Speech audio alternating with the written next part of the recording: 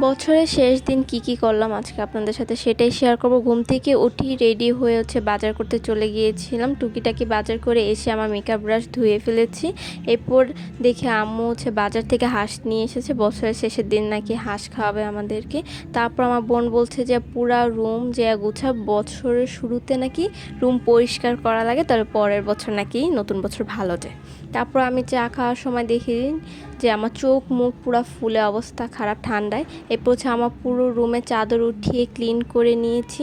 এরপর ছাদে আমাদের এসিটা যে বাইরে যে এসি বক্সটা থাকে সেটা পুরো ময়লা হয়ে গেছে, সেটা আমি ওয়াশ করছি।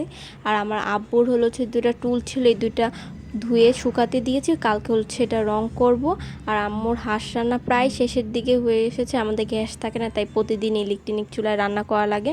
এবং কিছু মাছ, পাঙ্গাস মাছ আম্মু যে ভেজে দিয়েছে। মাছের ভর্তা বানাবো, শুকনো মরিচ, পেঁয়াজ ভাজা আর ধইনা পাতা দিয়ে যে মাছের ভর্তা বানিয়ে নিয়েছি। আজকে আমাদের বিকালের মেনু হচ্ছে মাছের ভর্তা, হাঁসের মাংস, সালাদ আর খিচুড়ি আজকে আমাদের দুপুরে। তারপর আমি একটা স্বপ্ন সুপার শপ থেকে আমি একটা অনেক ভালো একটা ময়শ্চারাইজার ক্রিম কিনেছি, ওটা রিভিউ আপনাদের সাথে এই ভিডিওর পরে শেয়ার করব। এরপর যে শাওয়ার নিয়েছি আমি রাত্রে 8:15 বাজে, ওই সময় আমি শাওয়ার নিয়েছি।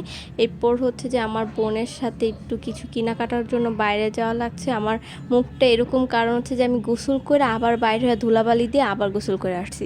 পরে বাসায় এসে দেখি নতুন বছর উপলক্ষে আমার দুলাভাই আমার বোনকে সারপ্রাইজ দেওয়ার জন্য কেক এবং কিছু মিষ্টি আইটেম বাসায় পাঠিয়ে দিয়েছে।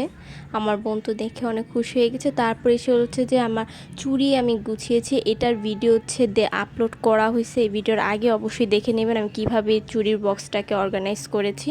ধন্যবাদ সবাইকে, অবশ্যই আমার পেজে একটা ফলো দিবেন।